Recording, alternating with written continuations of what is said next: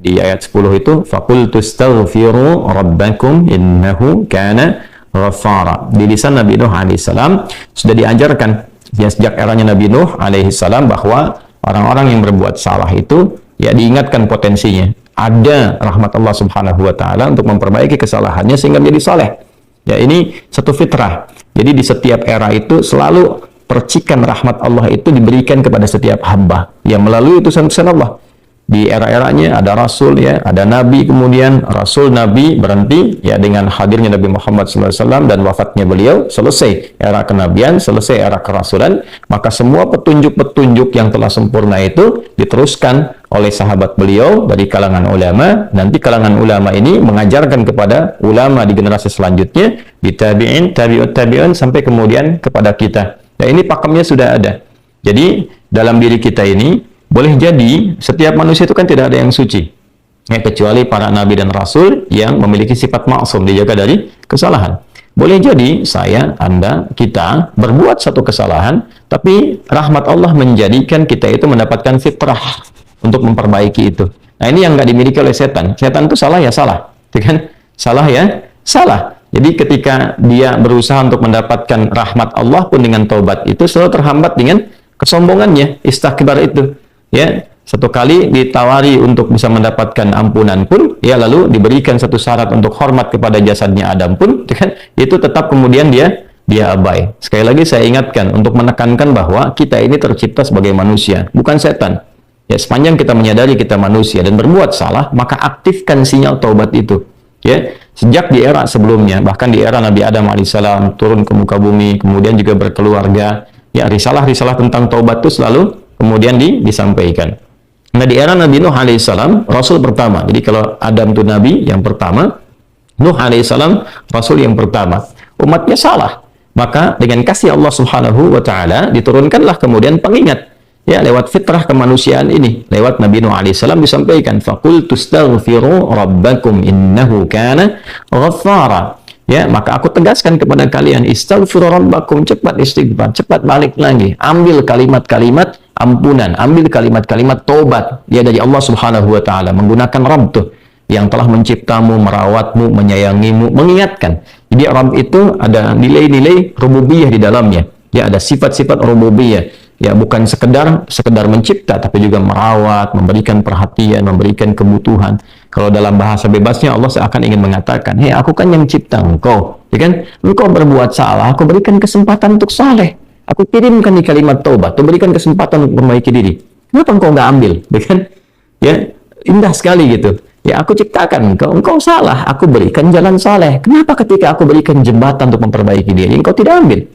Maka lewat Nabi Nuh alaihissalam sejak di era kerasulan pertama itu diingatkan sampai nanti puncaknya di era Nabi Muhammad sallallahu alaihi wasallam. Faqultu astaghfiru rabbakum innahu kana ghaffara. Kata Nabi Nuh alaihissalam, aku tegaskan, innahu kana ghaffara. Sungguh Allah Subhanahu wa taala itu telah menetapkan pada dirinya bahwa Ia Maha mengampuni seluruh dosa-dosa.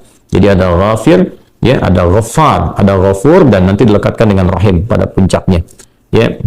Misalnya di surat Ghafir, di ayat yang ketiga, Ghafiridz dzambi wa qabilit taubi, itu menggunakan kata Ghafir. Lalu kalau kita jadikan superlatif, ya, dinaikkan lagi tingkatnya menjadi lebih banyak, terus mengampuni dosa, mengampuni lagi, itu dirubah kalimat dari Ghafir menjadi Ghaffar. Kalau tanpa batas diberikan kemudian sifat yang ketiga yaitu Ghafur. Ya, kalau hamba menyimpulkan apakah memang masih diterima, maka Allah turunkan puncaknya berupa sifat rahmatnya, Rahim. Qul ya ibadiyalladzina asrafu ala anfusihim la taqnatu min rahmatillah. Innallaha yaghfiru dzunuba jami'a. Quran surah ke-39 ayat 53. Balik ke sini. Ya, jadi ini gambaran yang pertama. Sejak di era kenabian turun yang Al-A'raf ayat 23 itu, Rabbana zalamna anfusana. Kan Nabi Adam alaihissalam mendapatkan kalimat itu. Lalu di era Nabi Nuh alaihissalam sebagai rasul pertama diingatkan juga dengan potensi sifat-sifat kebaikan ini yang menjadikan manusia tertuntun untuk senantiasa berbuat baik. Lalu apa sifat rahmatnya? Ya, kalau kita kembalikan ke konstruksi Al-Baqarah ayat 37, tadi kan saya katakan di awal ya, Allah menegaskan seorang yang taubat ingin merubah dirinya dari salah menjadi saleh, bukan sekedar dituntun oleh Allah, tapi juga dipercikan kasih sayang Allah kepadanya. Rahmat Allah diberikan, ya. kembali ke Quran surah kedua ayat 37 itu, fatalaqqa Adamu min rabbih kalimatin fataba alaihi innahu huwat tawwabur rahim. Jadi bukan tawwab saja, tapi rahim juga. Bukan sekedar Allah terima taubatnya, tapi kasih sayang Allah pun diberikan kepadanya. Nah, apa di antara jenis kasih sayang yang Allah berikan kepada seorang hamba yang mau taubat? Ya, maka diteruskan ayatnya sampai 12 di sini. Imam Al-Bukhari menyantumkan di sini sampai ayat 12. Yursilis samaa 'alaikum midrara wa yumdidkum bi amwalin wa banina wa yaj'al lakum jannatin wa yaj'al lakum anhara. Allahu akbar. Ya, justru di sini teman-teman sekalian, istighfar itu ya permohonan ampun kepada Allah Subhanahu wa taala, ya, permohonan rahmat Allah Subhanahu wa taala, kembali kepada Allah, mengoneksikan diri kita kepada yang maha baik, itu diantara percikannya adalah mendapatkan lapangan kebaikan. Yursilis samaa 'alaikum bidrara. Ya, walaupun Anda mendapatkan kesulitan dalam berkehidupan, bahkan yang sifatnya luas ya secara sosial, kalaupun tanahnya gersang, ya, kalaupun kemarau berkepanjangan, itu ternyata dengan satu daerah itu, satu desa itu, satu wilayah itu mengoneksikan diri mereka kepada Allah, beristighfar. Ini faedahnya istighfar. Dengan beristighfar kepada Allah, taubat dari maksiat, ternyata bisa mendatangkan rahmat bukan hanya untuk pribadinya, untuk satu wilayah. Ya, ini pelajaran dari Quran. Ya, Allah akan memberikan kesan begini, jangankan bagi setiap personalnya, setiap orangnya. Ya kan? Ada masalah sekampung pun, contohnya kekeringan misalnya, contohnya kemarau, lalu sekampung itu, ya, atau ada orang-orang soleh di situ yang membiasakan taubat kepada Allah, istighfar kepada Allah, mengoneksikan dirinya kepada Allah, ya kan? Itu luar biasa, percikan rahmat Allah. Ya, apa diantaranya? Yursilis samaa ya 'alaikum midrara. Allah memerintahkan kepada langit itu untuk menurunkan hujan, ya, dengan curah yang memberikan maslahat. Kemudian wa yumdidkum bi amwalin wa banina. Ya, lantas kemudian melapangkan kepada engkau urusan hartamu. Ya, bahkan memberkahi engkau dengan keturunan-keturunan yang baik. Jadi Masya Allah, ya, orang tua yang rajin istighfar, suami yang rajin istighfar, itu ternyata bukan sekedar menjadikan ia mendapatkan penerimaan taubat. Dia berhenti dari perbuatan maksiat, usaha-usaha yang tidak baik, dagang yang tidak benar, dengan perbuatan curang, ya, perbuatan menipu, perbuatan-perbuatan yang tidak elok, korupsi, jauhi potensi itu. Disogok dia hindari, diajak korupsi dia jauhi dan sebagainya. Lalu konsisten pada kebaikan dan dia isi dengan istighfar. Astaghfirullahaladzim, astaghfirullahaladzim, Rabbana zalamna anfusana wa illam taghfir lana wa tarhamna lanakunanna minal khasirin. Dia konsisten pada kebaikan itu, wa yumdidkum bi amwal. Allah akan lapangkan dia pada harta-harta yang lebih berkah. Allahu akbar. Ya, jadi diberikan kelapangan dulu pada dirinya, kemudian diberkahi hartanya. Jadi berapapun yang dia dapatkan, Allah berikan berkah padanya, sehingga dia merasakan kebahagiaan dengan harta itu. Kan ada orang yang merasa seperti kelihatan banyak, tapi tidak menikmatinya. Ya, baik itu boros, baik itu merasa kayaknya banyak tapi nggak kepake. Ya, barang-barang habis beli ini lagi, tapi memuaskan nafsunya saja. Ya, temannya ngajak begini, dia harus terpaksa beli. Kadang-kadang ngutang, atau mungkin dia dapatkan sesuatu tapi jalan-jalan yang haram, jalan yang salah. Dia tidak menikmatinya, dan ini yang paling bahaya. Ya, ini yang paling bahaya. Lawan lapang kan sempit. Jadi hartanya kayak banyak, tapi menyempitkan kehidupan rumah tangganya. Ya, hubungan suami istri jadi nggak enak, dengan anak jadi nggak nyaman. Itu ciri keberkahan biasanya. Ya, ciri keberkahan yang tidak didapatkan. Jadi kalau berkah itu dapat, walaupun terlihat kuantitasnya nggak sama dengan orang, dia 100 juta, ini 1 juta, tapi kenikmatannya luar biasa. Ya, di rumah ada kebahagiaan, hubungan menjadi nyaman, apa yang ditata itu bermanfaat, yang dimakan menjadi daging, dari daging itu terkonstruksi menjadi pengetahuan, jadi macam-macam, jadi energi, ya, energinya dipakai pada kebaikan. Sebaliknya yang terlihat seperti banyak, kayaknya banyak nih, ya, tapi tidak memberikan kebahagiaan. Di rumah nggak bahagia, tidak memberikan dampak energi positif, keibadah jadi malas. Ya, itu ciri pertama kalau harta kurang berkah itu, apalagi tidak berkah, itu pasti menurun kesolehannya, meningkat kesalahannya. Pasti itu. Ya, jadi mulai menurun nih, sholat mulai menurun, baca Quran mulai menurun. Nah, kesalahan mulai meningkat. Makan mulai salah, minum mulai salah. Yang tadinya minum yang baik-baik, sekarang minum yang tidak baik dan sebagainya. Nanti kalau sudah begini, pasti hubungan di rumah tangganya pun nggak akan jadi baik gitu. Ya, dan itu akan terbawa dalam kesempitan. Nah, cara untuk mengatasi itu, ini balik ke Quran surah An-Nuh tadi, di ayat 10 sampai dengan ayat 12. Kalau kita menyadari kemudian itu salah, lantas ingin memperbaiki diri, kembali kepada Allah, perbaiki diri kita, ya, lalu mengingat Allah, menyesali apa yang telah dilakukan, berjanji untuk berbuat baik, itu tidak tanggung apa yang Allah jawab. Ya, Kalaupun ada satu kelapangan yang tidak berkah tadi, diganti oleh Allah, dihilangkan yang kurang baiknya, dilapangkan dengan yang baik-baiknya. Lalu setelah itu dijaga keluarganya. Jadi memberikan kesan bahwa ada hubungan yang korelasi secara langsung antara harta dengan keluarga, dengan anak keturunan. Jadi hati-hati, saya ingatkan kepada para ayah, pada saya pribadi dan kita semua, jangan sampai membawa yang haram ke rumah.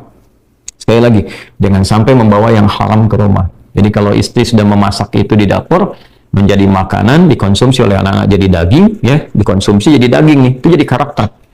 Ya, itu sudah fitrah, sudah umum begitu. Jadi kalau dia baik, akan membentuk kebaikan. Kalau nggak baik, akan merubah ya, pada keburukan. Kontrolnya susah di situ. Ya, sangat sulit sekali. Nah, caranya tadi kembali kepada Allah, tinggalkan yang kurang baik tadi, nanti Allah rubah. Ya, cara dia mendapatkan harta itu, walaupun awalnya terlihat nggak nyaman, karena kan merubah diri, mengeluarkan yang kotor dulu. Ya, ya kalau terlalu banyak kotoran, mandi kan ya agak cukup pekat tuh mandinya, bersihkan lagi, terasa nggak seperti biasa. Tapi setelah dibersihkan semua jadi enak kan? Nah itulah agama begitu, dibersihkan yang kotor itu kayaknya awalnya nggak enak, tapi kemudian hati jadi lapang. Yang diberikan kelapangan hati dulu. Ya begitu hatinya lapang, baru nanti Allah buka jalan. Ya setelah hatinya lapang, bagus, dan dinilai baik ini punya kemampuan untuk bertindak dan mengelola apa yang didapatkan, dilapangkanlah rezekinya karena dia sudah dinilai pandai untuk mengelolanya. Setelah itu diperbaiki keturunannya. Ya. Wa banina wa yaj'al lakum jannatin wa yaj'al lakum anhara. Bahkan setelah itu dibikin kaya lebih dari sebelumnya. Ya asetnya ditambah lagi, diberikan kenikmatan hidup ya sampai dijaga hingga kembali kepada Allah Subhanahu wa taala. Itu faidah istighfar. Jadi kalau kita biasakan bertekad, berniat memperbaiki diri dari yang salah menjadi baik, itu Allah sudah berikan motivasi. Aku bukan hanya terima taubatmu, tapi aku rubah keadaan hidupmu lebih istimewa, lebih mahal nilainya dibandingkan dengan keadaan sebelumnya yang terlihat seperti fata morgana. Kemudian dikuatkan dengan Quran surah ketiga Ali Imran ayat 135 ya. Di sini disampaikan Allah Subhanahu wa taala berfirman, a'udzubillahi minasyaitonir rajim. Bismillahirrahmanirrahim. Walladzina idza fa'alu fahishatan aw zalamu anfusahum ini dzakarullaha fastaghfaru lidzunubihim wa may yaghfiru dzunuba illa Allah wa lam yusirru ala ma fa'alu wa hum ya'lamun. Di highlight di sini di firman Allah Subhanahu wa taala, dzakarullaha fastaghfaru lidzunubihim. Ya, yaitu orang-orang yang mendapatkan rahmat Allah Subhanahu wa taala itu. Jadi ini korelasinya dengan ayat 133. Jadi ayat 133 itu Allah Subhanahu wa taala berjanji bagi orang-orang yang menyegerakan istighfar. Jadi ingat dosa hari ini nih. Sekarang misalnya malam nih, kita ingat ada dosa yang dikerjakan. Lantas ketika ingat itu istighfar. Istighfar, minta ampun sama Allah, gitu kan? Itu menyegerakan sesuatu tanpa jeda disebut dengan sara'a. Ya, sara'a. Jadi ada sa'a, ada sara'a. Kalau sa'a itu menyegerakan sesuatu dengan persiapan. Ya, makanya besoknya ada Jumatan menggunakan sa'a. Fas'au bukan wasari'u. Ya, ya ayyuhalladzina amanu idza nudiya lis-salati min yaumil jumu'ati fas'au bukan fasari'u. Fas'au itu Quran surah Al-Jumu'ah. Ya, Al-Jumu'ah di ayat yang keberapa? Ayat 9, kan? Allah menyampaikan fas'au ila dzikrillah. Bersegera, tapi siap-siap dulu. Mandi dulu, pakai wangian dulu dan seterusnya. Tapi kalau dia bersegera cepat, nyaris tanpa jeda, itu menggunakan sarah. Sehingga guru-guru mengatakan bisurah, cepat, nggak usah banyak jedanya, ya kan? Nah, di Ali Imran ayat 133 Allah berfirman, wasari'u ila maghfiratin min rabbikum. Kalau engkau merasa ada salah, bergegas, jangan tunda-tunda. Ya ingat malam ini, jangan tunda besok. Gimana kalau kemudian tengah malam meninggal? Ya segera istighfari. Nah orang yang menyegerakan istighfar saat ingat kesalahan, apa yang didapatkan? Wa jannatin arduhas samawati wal ardu uiddat lil muttaqin. Maka orang ini akan diberi harapan oleh Allah, ya diperkenankan untuk memohon, bahkan ketika pulang disiapkan surga untuknya seluas langit dan bumi. Dan itu bagian dari sifat takwa. Jadi takwa itu bukan sekedar amar ma'ruf. Saat Anda ingat sholat, Anda ingat puasa, ingat baca Quran. Tapi takwa juga ada bagiannya nahi mungkar. Saat Anda ingat salah, lalu Anda taubat. Ya, saat Anda ingat salah, Anda pengen jadi soleh. Saat Anda ingat maksiat, Anda ingin taubat. Itu bagian dari takwa. Nah, bagaimana kemudian cara mengimplementasikan itu semua? Nah, ini poinnya. Ya, walladzina idza fa'alu fahishatan aw zalamu anfusahum dzakarullaha fastaghfaru lidzunubihim. Itu orang-orang. Ini menggunakan, sering diterjemahkan dengan orang-orang yang, gitu kan? Walladzina, alladzina disebutkan 1080 kali dalam Al-Quran setidaknya. Yang mencakup semua tanpa batas. Laki-laki, perempuan, besar, kecil, tua, muda, punya jabatan, tak punya jabatan, semua tanpa kecuali. Artinya, semua orang dengan keadaannya, berpotensi berbuat salah. Ya, kecuali tadi Nabi dan Rasul yang punya sifat maksum. Ya, Allah jaga dari kesalahan. Kita yang bukan Nabi, bukan Rasul, itu berpotensi salah. Apapun profesinya, apapun jabatannya, apapun tugasnya, berpotensi salah. Ya, pun demikian termasuk saya. Pasti salah, pasti. Nggak ada yang nggak salah. Jadi kalau ada yang mencari kesalahan, misalnya saya pribadi, pasti menemukan. Pasti. Dan percuma mencari kesalahan manusia. Karena pasti ditemukan. Ya, dan ini catat yang paling penting. Hindari mencari-cari kesalahan itu karena kita tidak tahu bahwa mungkin ketika seorang divonis salah itu dia sudah mengistighfari, sudah mentaubatinya. Ini poin besarnya. Hati-hati gitu ya, hati-hati. Karena itu Nabi selalu menganjurkan mencari kebaikan orang, menyebutkan, meneladaninya, alih-alih mencari kesalahan seseorang. Ya kenapa? Karena pasti ditemukan. Tapi yang tidak pasti itu kita nggak bisa memastikan orang itu sudah taubat atau belum.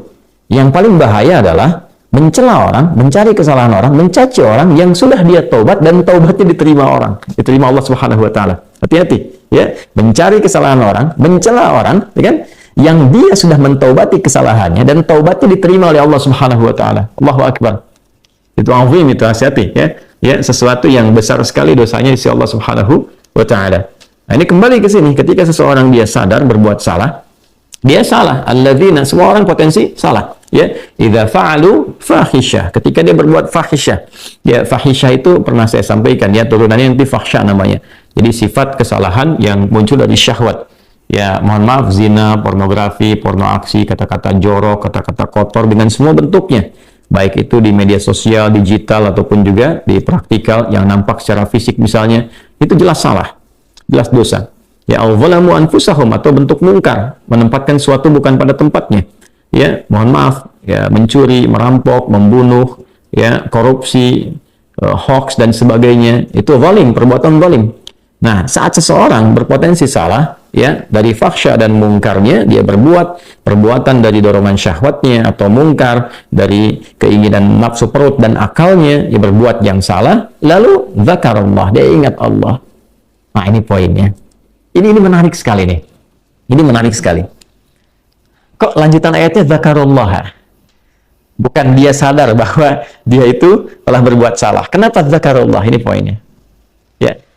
Karena Allah ingin selalu menautkan sifat seorang hamba menjadi baik itu dengan rahmatnya. Ini poinnya. Jadi kalau bukan rahmat Allah Subhanahu wa taala, mustahil kita bisa mengarah pada kebaikan. Allahu akbar. Ya, lillah karena Allah. Lillah karena Allah. Ya, jadi orang-orang yang bertaubat dengan merasakan rahmat Allah itu beda. Dengan sekedar dia pengen memperbaiki, lain rasanya, lain. Ya, jadi kalimat zakarullah itu mahal sekali. Jadi ingin memberikan dampak kesadaran kepada kita bahwa Allah tuh nggak ninggalkan kamu. Ya, Allah tahu kamu salah, tapi sepanjang nyawa kamu belum sampai ke kerongkongan, kamu diberi potensi untuk taubat. Ayo taubat. Kan sering saya ungkapkan, Firaun saja, Firaunnya dikirimkan 2 nabi, Musa dan Harun. Ya, sebagai keadilan Allah, kasih Allah dan adilnya untuk memberikan hidayah. Ya, sampai titik puncak kan nyawanya di kerongkongan. Cuman sayang kan dia sendiri yang memilih untuk tidak mengambil hidayah itu. Sampai nyawanya di kerongkongan. Sampai tenggelam itu. Nah, itu sudah disampaikan informasinya, kisahnya, jejak sejarahnya sampai sekarang diabadikan supaya seluruh anak cucu Adam itu sadar jangan berbuat yang seperti itu. Ya, sekali lagi hanya setan yang tidak kenal taubat. Zakarullah, dia ingat Allah. Nah, sekarang tinggal kita mempelajari ketika ingat Allah itu apa yang harus dihadirkan. Tapi poinnya, Allah tawarkan kita bukan hanya sekedar jadi baik, rahmat dibuka, kasih sayang dibuka, kelapangan hati dibuka. Ya, makanya saya barangkali juga ingin menekankan materi-materi semacam ini, yaitu penting untuk disampaikan.